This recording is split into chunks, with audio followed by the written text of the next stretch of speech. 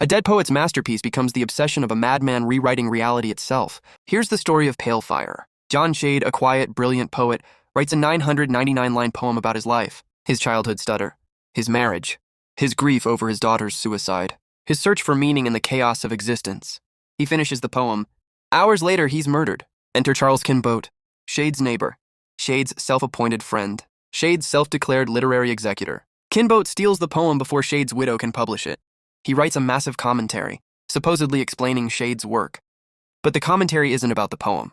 It's about Kinbote. He claims he's actually the exiled king of a distant country called Zembla, a kingdom of secret tunnels, masked rebels, and a heroic escape from assassins. He insists Shade's poem is secretly about him, his life, his kingdom, his suffering, his destiny.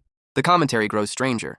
Kinbote describes a killer named Gratis, an assassin sent to murder him. He says Gratis traveled across Europe, hunting him. He says Shade's death was a mistake. Gratis meant to kill Kinbote. Shade was collateral damage, but nothing Kinbote says can be trusted. His stories contradict themselves.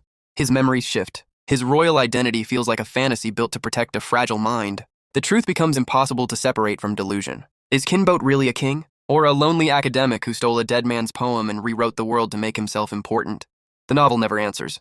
It leaves the reader trapped inside Kinbote's mind, a maze of ego, paranoia, and longing. Shade's poem becomes a mirror. Kinbote sees only himself, and as he finishes the commentary, he hints at his own end. He plans to kill himself once the book is published, to join the fantasy kingdom he can no longer reach. The final twist is the quietest.